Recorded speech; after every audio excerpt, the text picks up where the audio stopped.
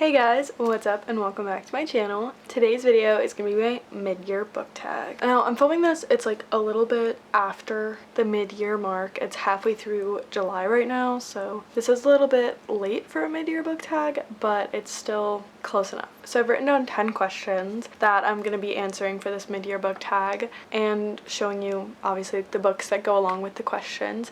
And I've gotten these questions from a couple different people's mid-year book tags, but I've compiled a list and I'm going to be answering them today.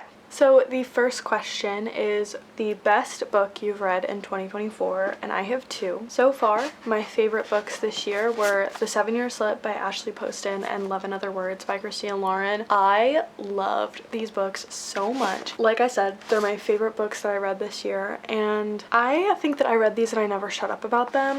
The 7-Year Slip is about a girl named Clementine who gets this apartment. She inherits this apartment from her late aunt, I think her late aunt, and she realizes that the apartment is simultaneously at one time and another time at the same time. So it's like she is interacting with this guy who is from 7 years in the past, and she's basically falling in love with him in the present and in the past. It's basically kind of like soulmate, invisible string theory type situation, and it's just very good and very cute and very heartwarming. It's a very good love story, and I really loved this book. Love in Other Words is a second chance romance, which I know a lot of people aren't huge fans of, but I really like them, only when the trope isn't cheating, but I still really like them. I don't know, there's just something about like giving someone a second chance I just find so heartwarming. I don't know, it sounds kind of weird, but it's just basically about a girl named Macy who's been friends with this kid Elliot since she was very young, and you think obviously they're gonna end up together, and you get past and present chapters of when they were young and they were falling in love and they were very happy, and then you get 10 years later where they're not speaking and you're not really sure what is going on. Basically, you're not really sure what happened, you're not really sure where this relationship has gone wrong, basically. And I liked this book. I don't know, I just was raving about this book to everyone. It's really sad, but it's still really good. It's kind of just a very, I don't know, it's just a book about love and life and just kind of things that happen and stuff like that. It's very real, just very real. There's a lot of sad stuff in here, but it is still a very good book. Okay, so the next question is the worst book that I read this year, which is kind of a really bad way to phrase it because it's not a bad book. I actually, I enjoyed reading it, but I just thought that it was the one that I liked the least out of all the books that I've finished. There's obviously books that I've DNF'd that I didn't like, but I didn't want to count this because these are books I finished. The worst book I read this year is Yellowface by R.F. Kuang, I think is how you say that, which is kind of ironic because this was on the list of 2023's best books, I think on Goodreads or something, and I did read this in a video, and since then I've thought about it more and I like it less the more I think about it.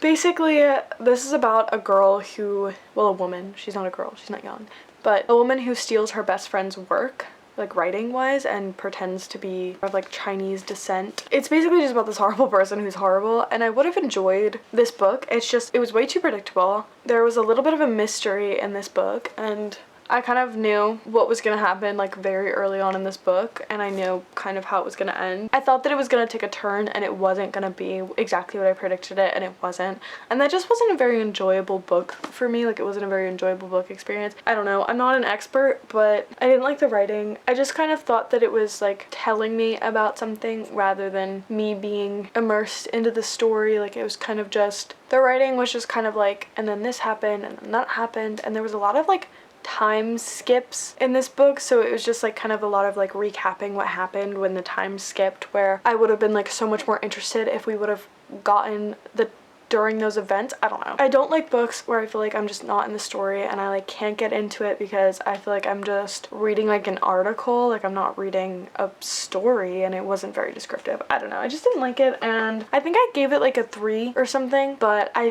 think I want to give it a 2. I think I want to give it a 2, change it all the way down, because the more I think about it, the more I'm just I did not like this book. I liked the concept, but I didn't like the book. I didn't like the execution. So the next question is, how many books have you read this year? And according to Goodreads, I've read 34 books, which My reading goal this year was 50 because I was in a super long reading slump last year that I think I read 6 books last year. And the year before that, I only read 32, so I didn't finish my reading goal of 50 each year. I started really reading a lot in 2021, and I think 2021 I read 70-something books, and then the year after that I set it to 50 and I only read 30. Then the year after that I also set it to 50 and I only read 6, which was kind of really sad and embarrassing, and then this year I've already read 34 books for my 50 book goal. Now, I'm not going to go through every single book that I've read so far this year. You can see them in my past month's wrap-ups, or you can wait until the very end of the year and I'll do my full year wrap-up, which is very exciting. I'm anticipating that video a lot because I think it's going to be really fun to film and kind of fun to like talk about my books. So the next question is a new release that you haven't read yet but really want to, and I would say that is Funny Story by Emily Henry.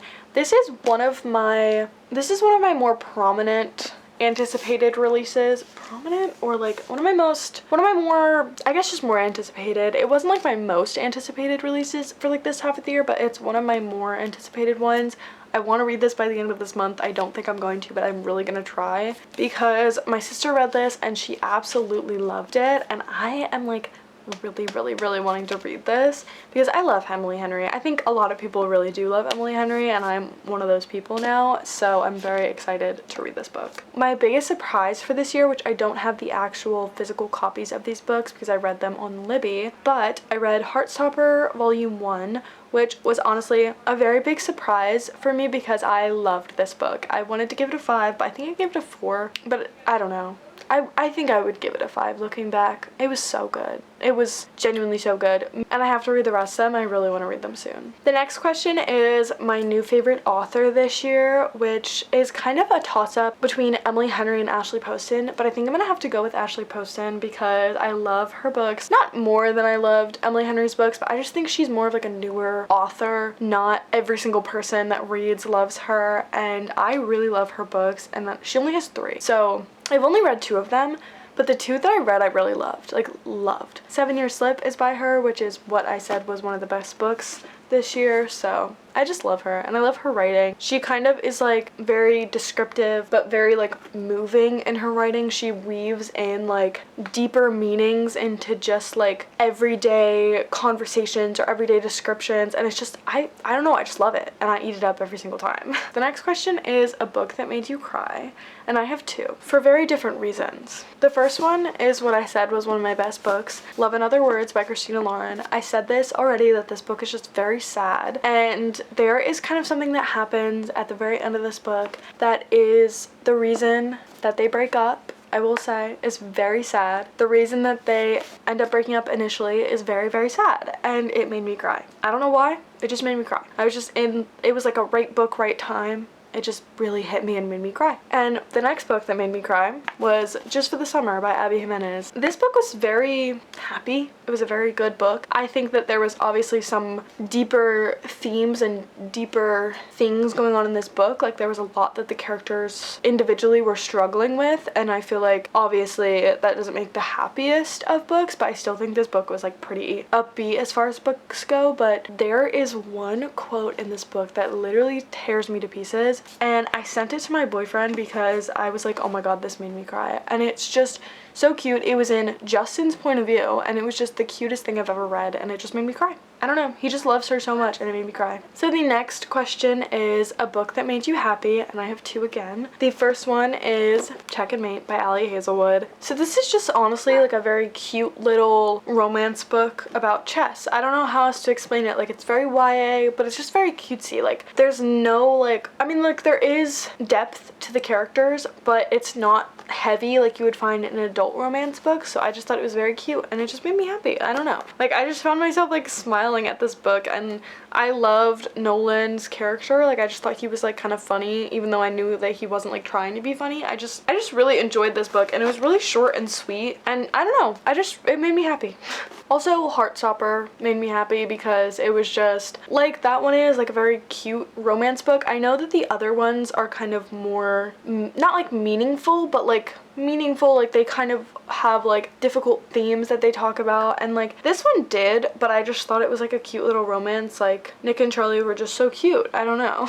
So the next question is, what books do you need to read by the end of this year? I would say Powerless by Lauren Roberts is definitely the first one, because the second book just came out really recently when I'm filming this, like very recently, and I really want to read the second one. I've heard a lot of really good things about this. I've heard some not so good things about the second one, so I kind of just want to see what's going on. I've also heard a lot of controversy about this book. There's a lot of stuff that people are saying it's like copyrighted, but I don't know. I just want to like get into it and see kind of just like what's in this book. I don't know, like I'm just very curious, you know? And one of the other things I definitely want to read by the end of this year is the rest of this series, because I read this book, The Atlas Six, and I haven't read the second or the third one, and they're both already out, and I think that's like the end of the trilogy, and I read this so long ago, so I do really want to finish this series this year.